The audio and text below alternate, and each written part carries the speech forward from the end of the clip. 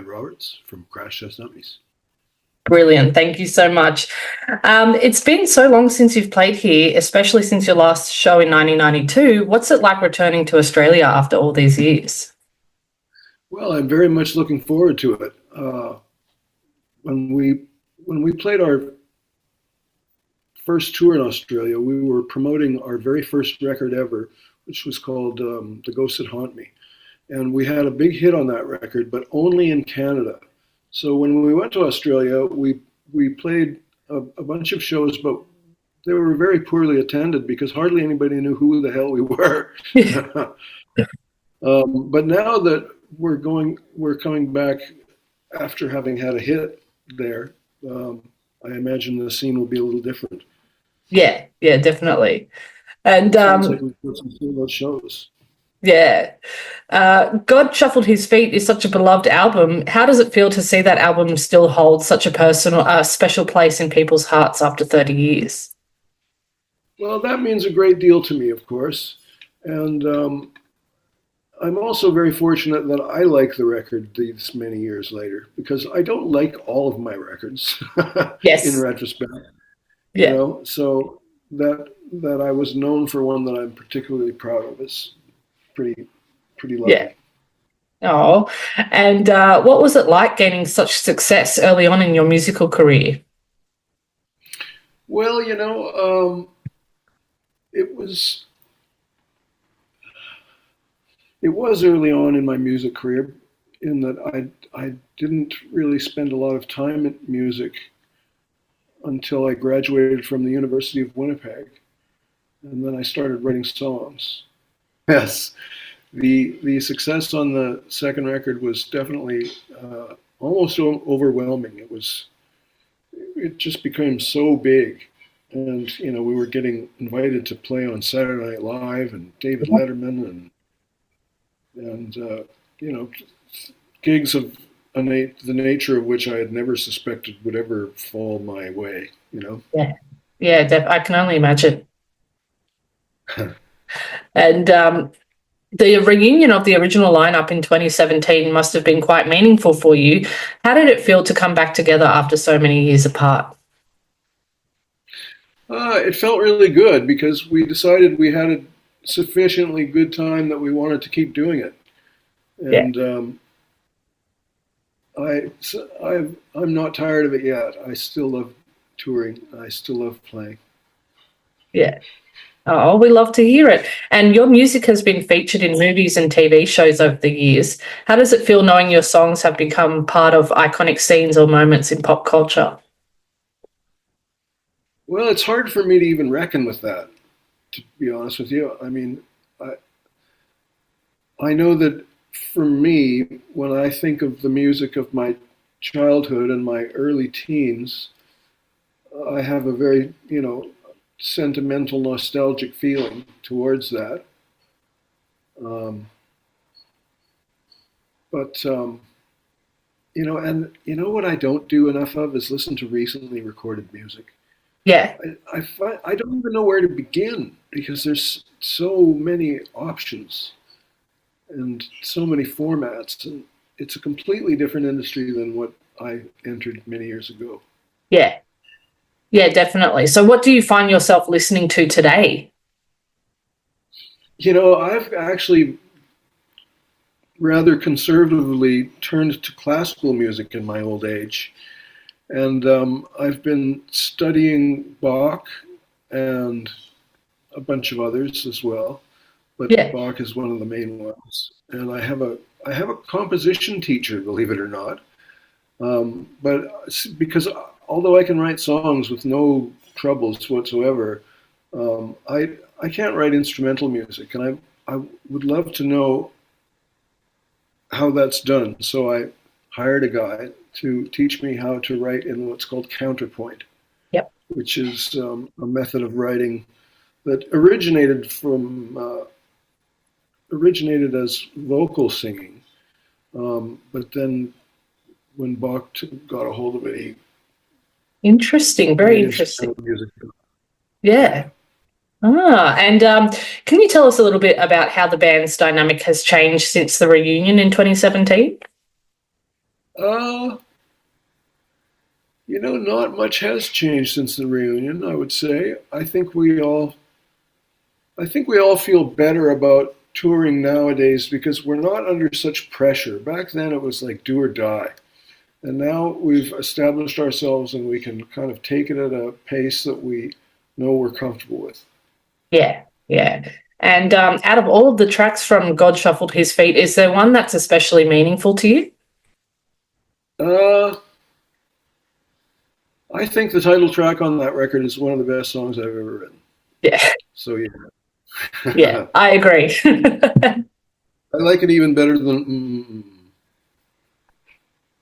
Yeah. And you've been playing hits like Superman's Song and the Ballad of Peter Pumpkinhead for decades. Do you ever discover new layers or interpretations of these songs when you perform them? Back when first came out, I used to sing an alternative verse to the one that was on the record, just to screw with people's minds, and and fans made a big deal out of that. I was kind of surprised. I didn't even know if they would notice. Yeah, yeah, they did. Did They they did. interpret it well? Did they receive it well? Oh yeah, Yeah. very much so. Oh, Very that's much so. good. And what are some of your hobbies outside of music? Hobbies. Sorry, that was my bad. Um, well, see, my hobby is counterpoint, and that's music. So it's not really a hobby outside of music. Um, I read a lot. I'm Yeah. reading a book right now called Irreducible by a guy named Federico Fagin, and it's about consciousness and the history of quantum physics and how how to live in a well. No, I won't try and paraphrase the whole book because that would not do it justice. But it's a fantastic book. How consciousness works has always been interesting to me, and when I was in the University of Winnipeg, I studied Descartes, the famous dualist, who proposed that there was two kinds of substances in the universe: physical and mental. And I always wondered how the physical side could talk to the mental side, because if they're two different substances, then where would they meet? Yeah. And that got me wondering about idealism versus empiricism, and that's a road you can go down quite far. It's a rabbit hole. Yeah, sounds like that's really interesting.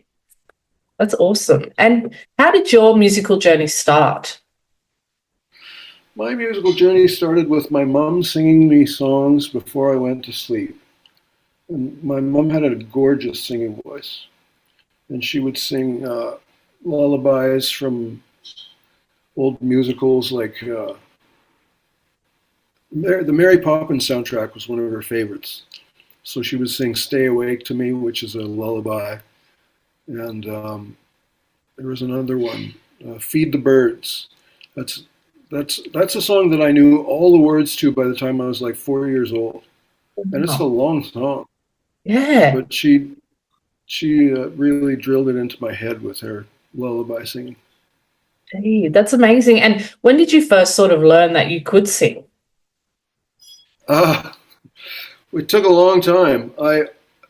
When I first started Crash Test Dummies, I looked for a singer because I just assumed my voice was too low. And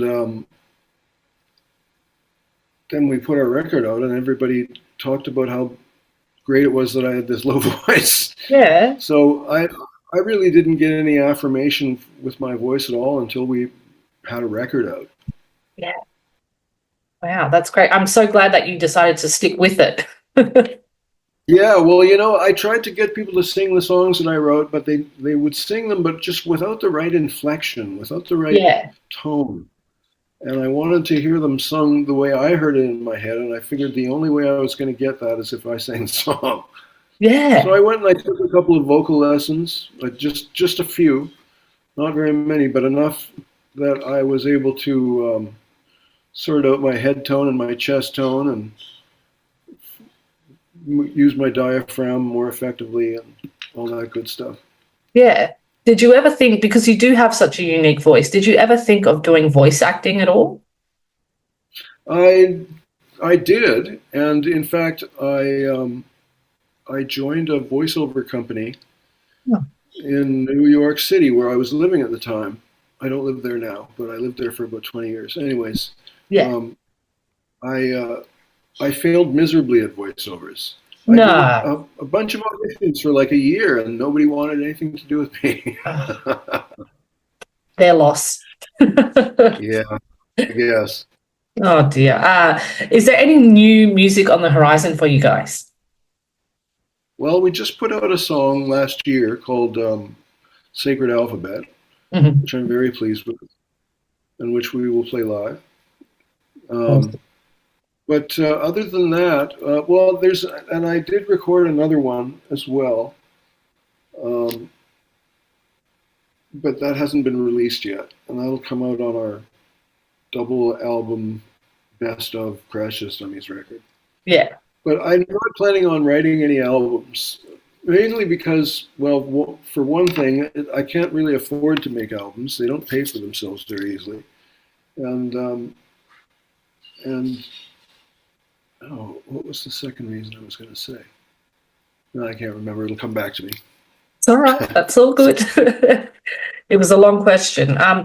Looking back on the 30 years since God shuffled his feet, how would you say the experience of making and touring the album has shaped who you are today? Haha, well, you got big questions today. How has my career shaped my life, basically? Yeah. Yeah. Well, I became much more worldly in that I traveled. I got to travel extensively, and I'm still very grateful for that. You know, I can picture the skylines of many a European capital in my mind's eye. I feel Yeah. pretty lucky about that. Yeah. Um, and you know, it gave me confidence in myself that I probably wouldn't have otherwise had. Although I did have a lot of confidence to begin with. I mean, you have to have a lot of confidence to get into this business, or you'll be eaten alive. Yeah, definitely. And do you have any particular memories of your time down under when you toured? Yes, I do. I I remember having to learn the language of coffee. Mm. Tall, tall, black, short, white. I forget what the combinations of colors and tastes are. Yeah, there's a lot. I remember having to learn the coffee language. I also I stayed in Australia for a couple of weeks after we were finished touring, and went up north Yeah. near the equator there, and toured around, tried to see as much of the natural world as I could. Yeah. Oh, that's good. Good on you. You've seen more of it than me, it sounds like. Maybe. Oh, Brad, we're so looking forward to the tour. Thank you so much for your time today. Oh, thank you, and I'm really sorry about not seeing you at the right time today. No, no, no. I It's so didn't fine. notice. Things happen. Okay. No Well, worries. You thanks. take care. Okay, you too. Thank you. Have See a ya. great day. You too. Bye.